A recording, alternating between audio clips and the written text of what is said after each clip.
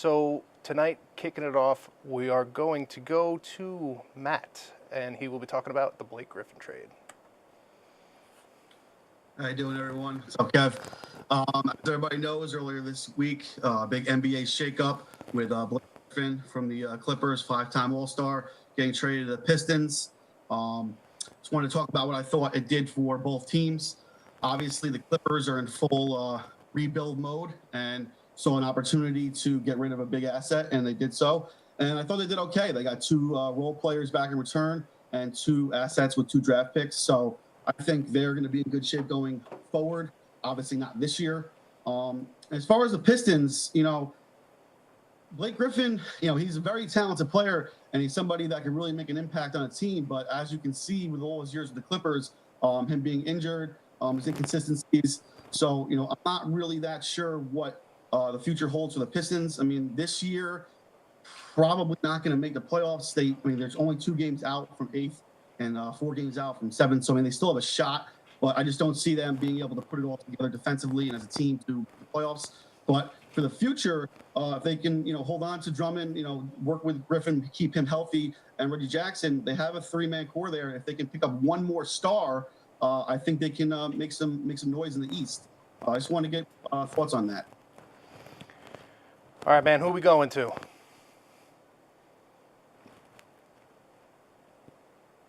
All right, let's go to John real quick. John, what's up, dude? Yeah, hey guys. I think the Detroit are the winners. I could say the Clippers also too because they're obviously in rebuild mode. It started when CP3 left. So I think they're just trying to get as many assets they can for their stars. I think DeAndre will be next. So look for that trade. I think that's going to be the next piece to drop. Well, if that's the case, then I put Stan Van Gundy in a bad position. If he gets rid of Drummond and all he's got is Griffin, unless they get some major star power there, I don't see them doing anything. I mean, Griffin will sell tickets. I mean, at the end of the day, that's what the NBA is about. It's not about basketball. It's about entertainment. As long as you have someone to make fans feel like, oh, I want to buy a ticket to go see something, they'll buy it. No matter if the team is doing good or bad. As compared, like the Knicks.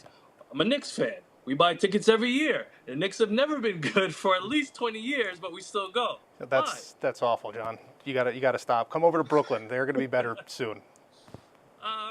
We'll Sweet, see. baby. All right. I also see that Karima wants to get in on the action here. I'm gonna bring her in. Oh, well, since I just got here, Matt, but Drummond, really? If they get rid of him, I just think you're just going to lay it all out just with Blake. I don't think that's such a good idea. I think they need both of them. It's Detroit. Ain't nobody really trying to go to Detroit. It's cold. It's like it's here. So I just think both of them working together, I think that could be a nice little package there. Add in a few other people and we good. That last game the other night, I was like, okay, I'm a Pistons fan for a second. Yeah. I was shocked at the move. If I was the Clippers, I don't know if I would have moved Blake. I'd say he's a maybe top 10, 15 star in the league. So you have to have a real thought out game plan if you make such a big move in the middle of the season.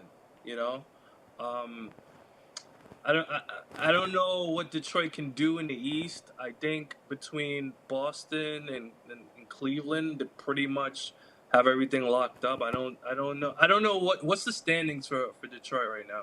Where they're in ninth. They're in 9th place. They're 2 games out of 8th. They're 4 games out of 7th. So they could definitely still make the playoffs.